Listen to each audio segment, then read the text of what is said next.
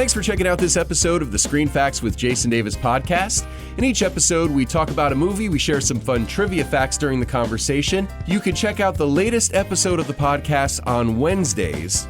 Please like us at facebook.com/screenfacts. Post your comments or questions. You can also email screenfacts@yahoo.com or tweet me at Jason Davis Voice. For details about all the different ways to listen to the podcast, including accessing past episodes, please visit jasondavisvoice.com/podcast. Joining me on this episode of the show, my good pal, great to have him again, Erik Reitz. Hey, how's it going, Jason? It's going well. Good to see you. Nice to be seen. So, Erik, you and I are going to talk about another 80s movie, surprise, surprise. Really? Yeah. Oh, okay. Well, you know what? And I'm glad when you brought this one up, I was thinking, yeah, I haven't seen this in a while. And the more I thought about it, I'm like, you know what? Yes, because this movie is, to me anyway, one of the best cyberpunk movies ever made. The whole thing with the high-tech lifestyle against the social distress. You've got the grittiness of it. I just think it's an awesome movie. So I love it. And the interesting thing is that the movie takes place in the future. Mm-hmm. It's nondescript. They don't say exactly what year. Right. But there's a lot of very 80s sort of vibes about the way the executives act. Oh, yeah. Kind of everything for me.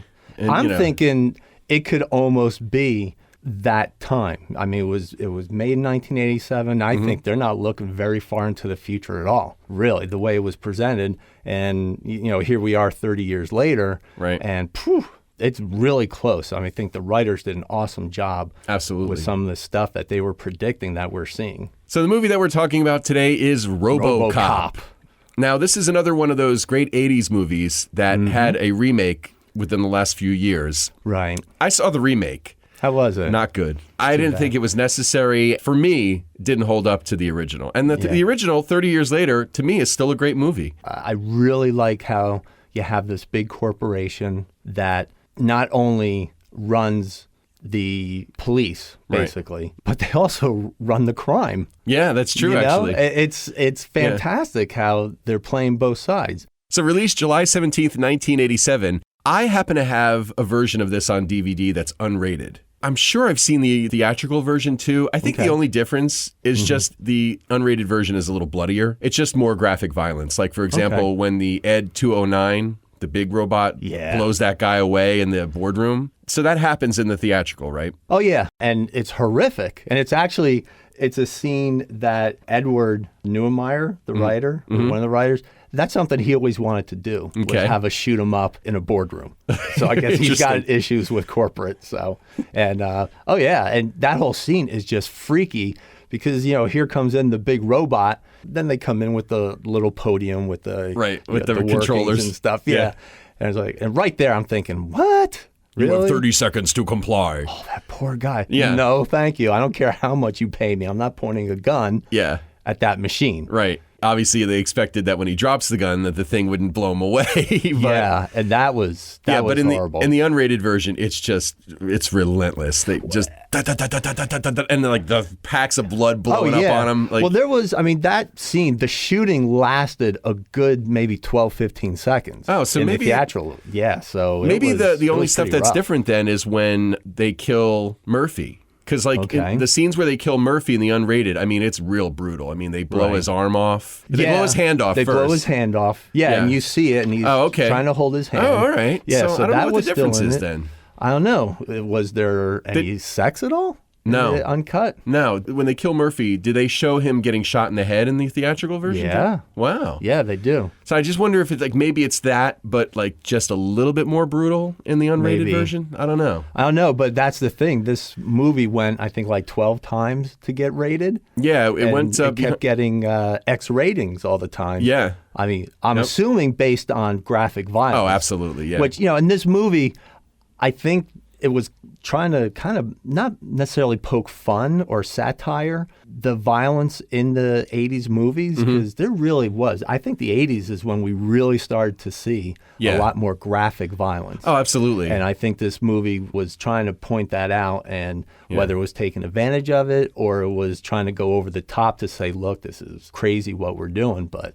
yeah, it was pretty darn graphic. So if they cut more stuff out, I can only imagine what else was in there. I think that at the time, this was probably one of the more violent movies of this genre. Mm-hmm. I mean, there's, obviously there was like Rambo, the second Rambo, there was some pretty graphic stuff in that. But at the time, this was probably right up there with the violence. Oh, definitely. And it kind of maybe set the tone for what came after it, too. Right. Well, and the thing, too, with this movie, I think the violence felt more real, or it hit harder. At least for me, it hit harder, I think, because it was also very well written, giving it a heart. The whole thing about, we meet his family. And it's not even that we meet his family beforehand. Right. And we fall for him and his family at the beginning, and then we feel bad he's being killed. It's actually, we're feeling bad throughout the whole movie as he's flashing remembering. Back. Yeah. Which is... The only exposition awesome. as far in terms of his family is when he's twirling the gun before he's Robocop, when he's just Murphy, and he's twirling the gun when they're like getting coffee. Right, with his new partner. Yeah, and he says, "Oh, my kid loves this TJ Laser character on TV that does this," which is sort of a nod to TJ Hooker, which was big at the time. Right. That was like the only sort of reference to what's going on with his family and his kid and all that. Yeah, yeah. So I think I really liked how the writing brought the family in bits as we go. So we're kind of learning more about him as, in a way, he's learning about himself. Yeah, exactly. And I love We're taking that journey with him. It was so well done. It was excellent. Let's talk about like all the the normal stuff. Peter Weller is the star. Yes. Nancy Allen plays the partner. Okay. Ronnie Cox in a sort of uncharacteristic role as a bad guy. Probably better known for 80s movies fans as Bogomil from Beverly Hills Cop. Right, yeah. Kurtwood Smith plays Boddicker. The dad from that 70s show. That's right. Love that guy. Love him. And Miguel Ferrer. He passed away last year, I want to say. Sadly, or maybe even early this year. Oh. He was Rosemary Clooney's son. George Clooney's cousin. Oh, really? Yeah. Oh, a little aside from him. He's really good as the up-and-coming executive. Directed by Paul Verhoeven. The screenplay had been rejected by virtually every big director in Hollywood before Verhoeven got hold of it. He threw it away after reading the first pages, thinking that it was just, kind of a dumb action movie. And what do I want to deal with this? Well, it kind of starts that way. It seems like it, right? Yeah. His wife read it all the way through and said, "This is a really good story. I think you should direct this." Yeah. So there you go. Behind every man is a great woman, right? Great woman. Uh-huh. Well, and you're talking about, the director, at first it was supposed to be Jonathan Kaplan. Okay. But he opted out to do Project X. Okay, which is a movie with Matthew Broderick and Helen Hunt. Yeah, so that's a good pull for Paul. Written by Edward Neumeier and Michael Miner. And Neumeier came up with the idea for Robocop after he had helped out on Blade Runner. Oh, he was part of the Blade Runner crew. Okay. Estimated budget of $13 million, domestic gross $53.4 million. It actually won an Oscar. It won a Special Achievement Oscar for sound effects editing and was also nominated for Best Sound and Best Film Editing Oscars. Really? This is not typically the kind of movie that gets any kind of love from the Academy, but no, definitely not. To me, that's actually, the sound was a little off. Okay. With the Ed 209 robot. I thought, the sounds with the mechanics and everything, that was excellent. But the scene where it falls down the stairs and it's lying on its back and it can't get itself back up. Right. Yeah, he's making but sort of it's, But it's like pig sounds. It was actually, they recorded pig sounds. Frankly, at first I thought it was Ned Beatty, from Deliverance going, yee, yee! Another movie with Ronnie Cox, by the way. Yes. That's kind of corny. Kathy and I are looking at it. You're like, that's kind of weird. I mean, to me, it would have sounded better if it was just actual mechanics, squealing and breaking down, and not what they were going for, though, was that here's this big monstrosity, this big intimidating robot, right? And then when it falls on its back and can't get up, it's reduced to this little sound, this little thing. Yeah, and when I saw it originally in '87, it came across that way. So I guess for the time, it totally worked. Now, 30 years later, having other movies as reference, it's kind of like, all right, well, could have done something a little bit better there. Personally, I don't get hung up on stuff like that as much. I know you're really into the details like that. Right, yeah. The movie is so cool that I can give a pass to something like that.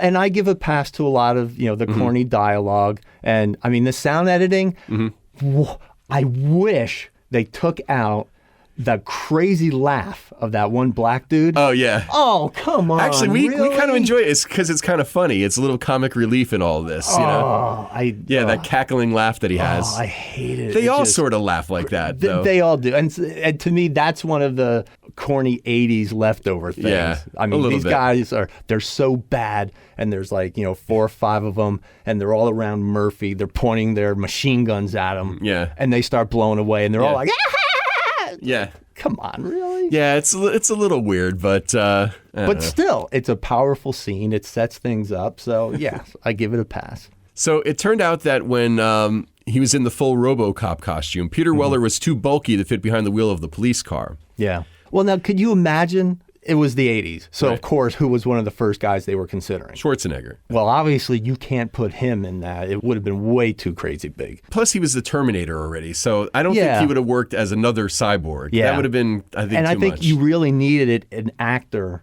Yeah. that could convey a lot of emotion with just his mouth showing. Yeah.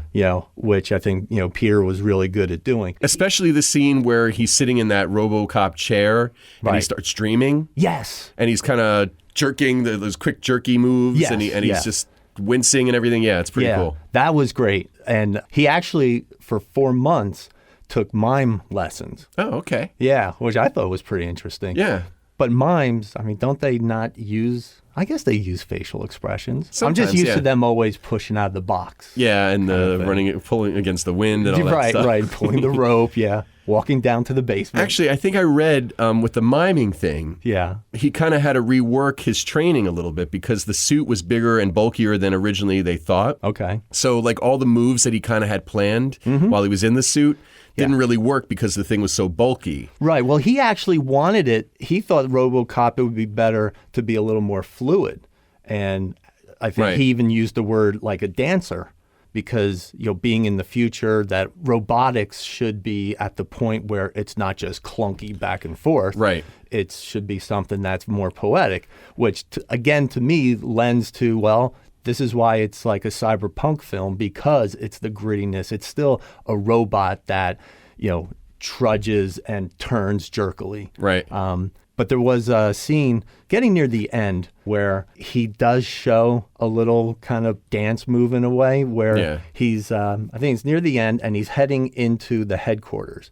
And he actually is walking towards the door, but then he does a little backup and he takes a couple steps backing up. That gait and movement was much more fluid than everything else, where he's like, very robotic and, moving the head and the joints. All that stuff you just said was toward the end of the movie. And of course, again, spoiler alert, hopefully you've seen this movie and you know how it ends. If not, you may want to stop listening now. Yeah. Okay. Because I'm about to give away the ending. So at the end, after he kills Ronnie Cox. What?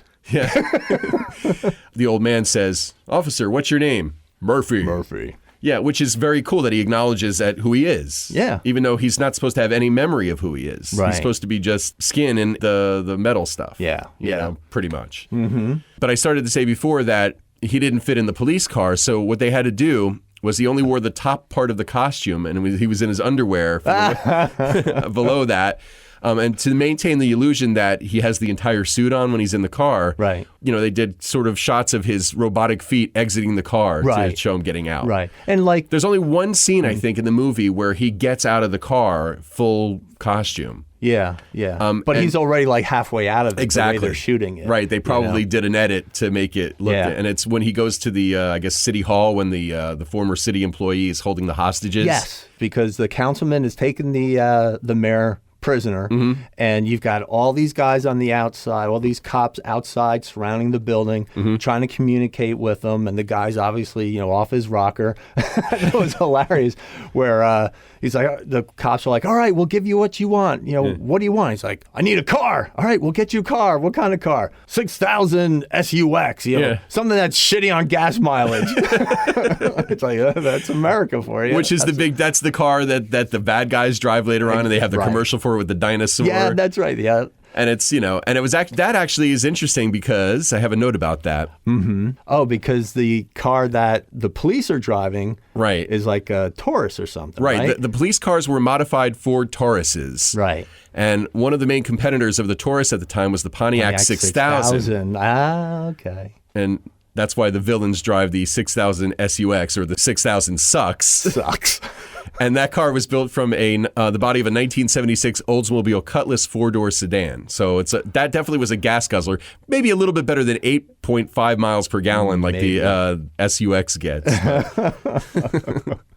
We're talking about how they did the cuts and stuff with his uniform. I liked when they did the one shots, like when he puts the gun back into his thigh. Mm-hmm. That's the only time we see it is when it's just a single shot of his thigh. It's not like we see him walking and then pulling it out. Right. That would have been cool. Yeah. But that's probably just special effects later on in the future. And then with that scene we were just talking about with the hostage scene, how Robocop is using this infrared. Mm-hmm. It wasn't actually infrared. They just took the actors, painted them with glow paint. Oh, cool. And they just did the scene that way because, apparently, the budget was tight. And almost so like a blacklight sort of thing? Yeah, I think that's what they did. Oh, wow, okay. He just friggin' bashes through the wall and grabs the guy. And he punches him through the window. Yeah, very cool. Throws him through the window. And then when the body hits and the legs come up, that was sort of an accident. The dummy kind of bounced up and it was a happy accident. And they thought it looked cool, so they left it in. Well, another happy accident was when one of the bad guys gets run over with the car. I think it's a toxic waste when he gets hit by the car and he splatters. Oh, yeah, and then the head rolls down. And the head rolls right up the windshield. Yeah, right up That's right. That was great. Yeah, and that was awesome. a happy accident, apparently. That's a great scene to watch frame by frame because even though the movie's 30 years old, it's cool, man. Yeah, I mean, Did you do that? Did you? Oh, I've done it. I didn't this time, but I've done it in the past. Yeah, it's just you would think, oh, well, that special effect, you might see something cheesy if you do it frame by frame, but it looks really convincing. Yeah, I mean, it's really cool. Yeah, I mean, it was pretty funny and I liked how they took the view from inside the car so you could see everything splatter on the windshield. Yeah. Obviously, it was very fake because it kind of washed up as more like dirty liquid as opposed to chunks of body parts. Did you read what they used for that? Yes. It's hilarious. Let me just find it used the leftover food from the catering. Yeah. I guess like a bunch of bologna went bad or whatever, and they just kind of made this big old soup and threw it on the car. But you know what, though? The guy has been in toxic waste. His skin is melting off of him, which is very cool. That was very well done. Yeah, the way that prosthesis looks on the guy. Yes. So when he hits the car, it probably would make a mess like that, I would think. Yeah, I guess you could say it was a squishy mess. I mean, I don't know, but See, that was a really good special effect. Mm-hmm. The Ed 209, some of the effects were not quite that good. Well, I think there's a lot of stop motion animation going on with that stuff, and that always looks a little squirrely. Yeah, but I can't help but this is 1987. That thing was sort of like an Imperial Walker kind of thing, and that movie was done in 1980. I'm going to stop you there. They had more of a budget on those Star Wars movies. Yeah, you got to remember they're working. Yeah, they're working with a smaller budget. They have to get things done quicker, maybe. Right. They're working with a Commodore. Yeah. There's limitations that maybe Lucas didn't have on Star Wars and Empire and Jedi. So when you watch a movie 30 years later. Mm-hmm. It's easy to pick that kind of stuff apart. Yeah. I think on the whole, the movie really holds up very well. Well, absolutely, because the movie is more than just special effects. It's writing. It's a story. It's got heart in it. Well, actually, I want to go back to the beginning, near the beginning, where he's getting shot to death. Right. I think it was so well done that the camera is watching everything. Mm-hmm. Okay. But then, right after he gets like his last shot in the head, then the camera switches and we're now seeing things from his point of view. Here's what I didn't understand. Okay. They fill him with bullets. I mean, they blow off both of his arms. I guess if he's wearing Kevlar or whatever, maybe like all those shots to the chest aren't penetrating. Right. But then Boddicker comes up to him and he puts a bullet in his head JFK style. Right. Yeah. Like blows off to the back of his head. And you see the back of his head come off. That must have been in your uncut version. Okay, they did not show that. No, in the theater, you just see the bullet in the front, and that's it. I mean, it's that, but then like the head, you could see like clearly he's missing a big chunk of his head. Okay. In the unrated version. Okay. So here's what I'm trying to figure out. He's still alive at this point. I'm thinking the guy has to die instantly when that happens, no? Oh, yeah. But Maybe no, that's he's why I'm alive, glad. and they show him like he goes on the gurney, Right. and there's a ton of blood, and the paramedics are all working on him, trying to get a pulse. They're doing all kinds of stuff. And, it's cool, that whole scene with the trauma unit. The trauma team. Kathy, who's a nurse, she's watching this, and she's saying, they're doing everything right. She said, this all sounds right. And There's a reason for that. Of course, I told her the reason. They're a real trauma team, and most of the dialogue is ad-libbed. Yeah. As if he's a real victim. Exactly. Which is very cool. This is just like, to them, it could just be another exercise. Yep. So that's great. And I love when a movie has some realistic to it, Right. especially if you're pretending to be paramedics, you're pretending to be cops, let it be real. Right. That's a great scene, though. Yeah. And they're wheeling him in, and he's seeing the lights pass by on the ceiling, yeah. Now that we're seeing his view, and then finally everything goes black, and I'm like, holy crap, I guess we're dead. I mean, that's what you feel like. We're all dead. Right. And there's like a little pause in the movie. And it's just black. And of course, my mind starts going off, and usually it's afterwards about, oh my God, what if death is like this? What if it's all black and you just know it? So I'm thinking maybe he's in hell, and I don't want to get too the religious, but there's a lot of religious imagery in this too. Yeah, let's talk about that. As long as you brought that up, let's talk about that. So everything's black, and then a little bit of a screen, right? Like kind of TV screen, right? I'm like, oh, all right, he's being born again. Right. Here we go. So there's... He's being rebooted. Yeah. But again, with the religious imagery, you can say, okay, he's being reborn. Right. I thought that was so well done, how he would get a little bit of a picture. You'd see something, what's going on, and then it'd go off again, and then the picture would roll a little bit at one point. Yeah. Then he'd come back up, and there'd be somebody leaning over him with a screwdriver, I love when he woke up and they're having the New Year's Eve party. Yeah.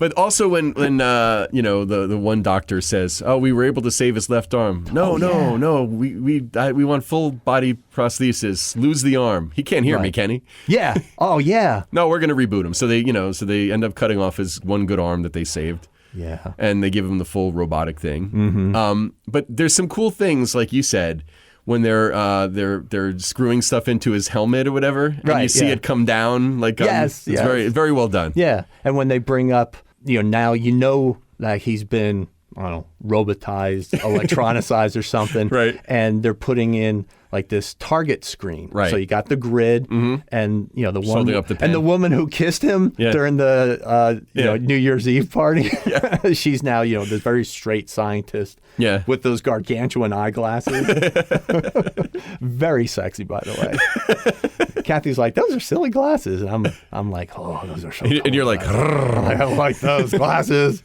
And she's holding the pen. It's like target. I'm like, that's really cool. Yeah. Because then, much later at the end of the movie, when he and his partner are walking into that warehouse, whatever the heck it was. Yeah, the steel mill. And he's like, picking out all the targets of all the guys that are around. It's like, and then when that targeting system fails him later on, when he's trying to shoot the jars of baby food. Oh, yeah. And he can't do it, and then she aims for him. I thought that was very cool. Again, bringing back the human element. Right. You got to have, no matter how much you automate, you need to have the human touch. There's got to be a little bit of that. Rick Springfield said it best. Yes, he did. It's an 80s song reference for you. Oh, my God. There we go. Thank you. So the other religious imagery in the movie that I thought was interesting when I read, I never really thought about. Yeah. Robocop is seen walking on water near the end of the film. Right, yeah.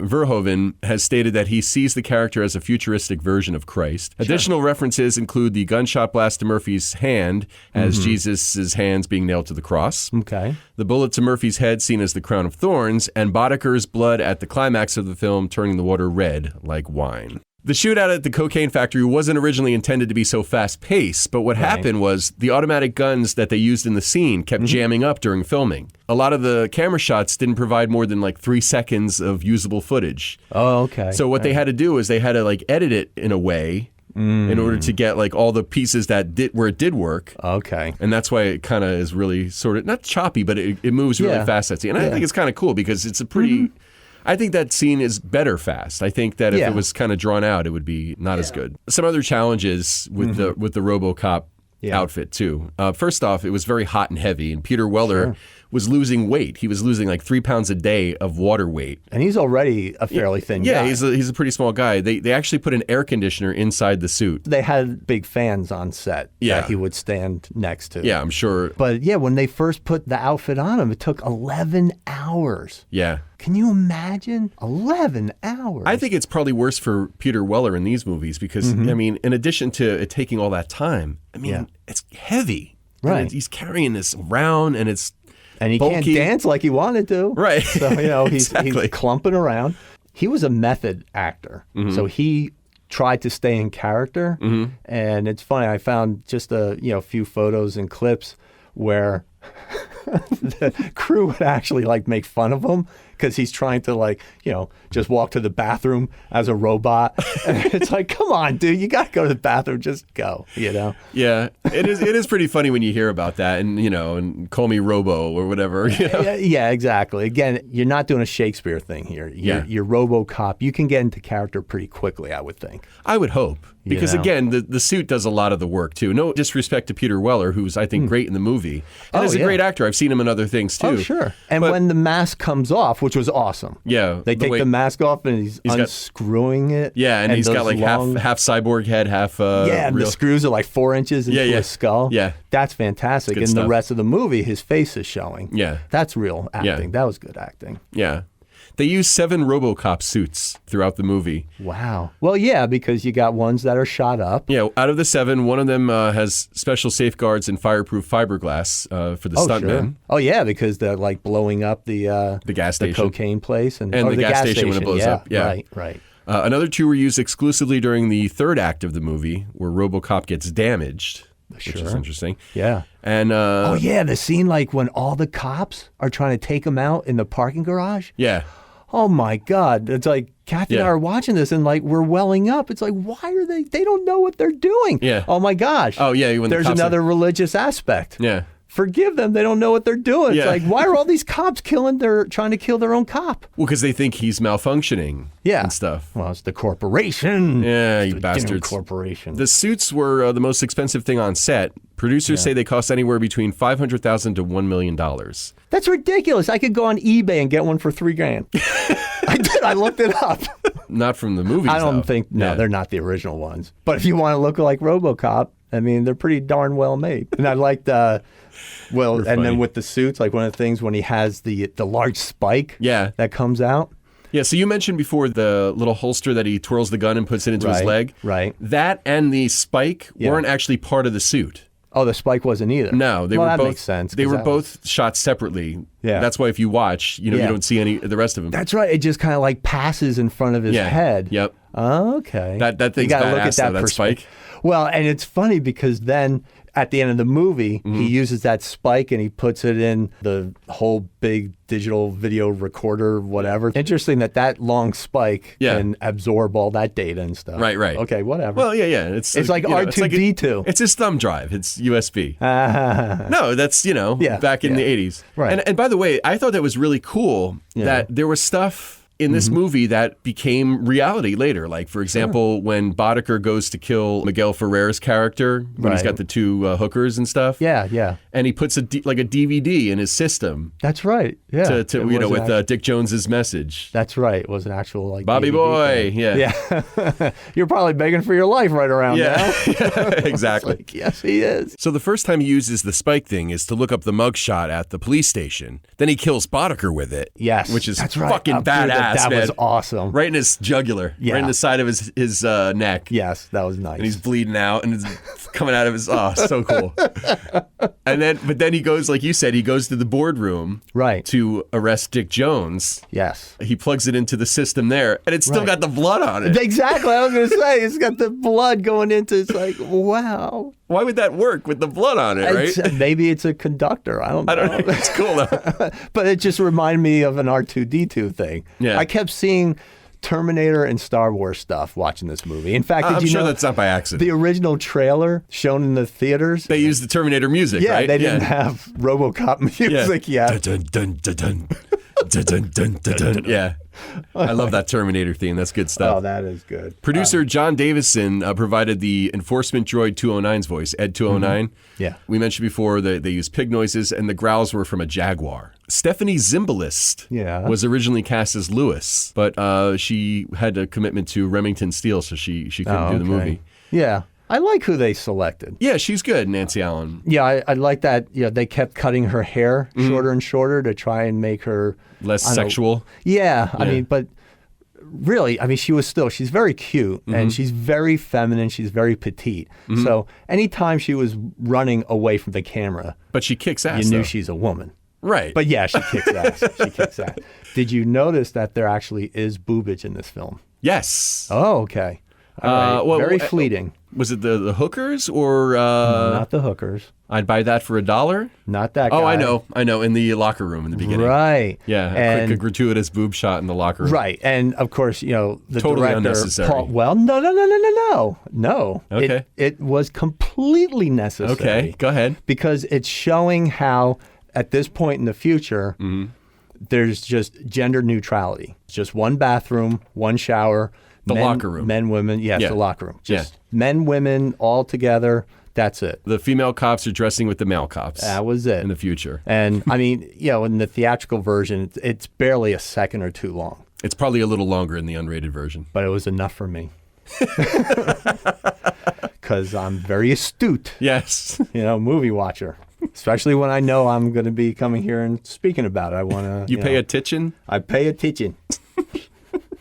So Peter Weller said that the scariest scene to shoot was when he walked down the stairs in the dance club when he arrests one of Bodeker's henchmen. Right. Yeah, he was only wearing the upper portion of his costume just to make it easier to walk down the stairs, but he couldn't look where he was walking, so that was very challenging. Oh my gosh! So it was very loud and smoky and stuff. So. Very 80s discotheque. Yeah, that's another thing right out of Terminator with tech noir. Remember we talked about that in the Terminator podcast? Absolutely. So the movie takes place in Detroit, but it was actually shot in Dallas. Well, the opening shot looked like Detroit, though. When the logo comes in? Yeah, just that was stock. That was stock footage. Oh, okay. They used stock footage for that, but then all the other stuff, it's all Dallas. In fact, the OCP building is the front entrance of Dallas City Hall, and then they use an extensive matte painting to make it look like a skyscraper. Oh, okay. They wanted to shoot in Detroit, but it just didn't look futuristic enough or something. Right. And yeah. And they found areas of Dallas that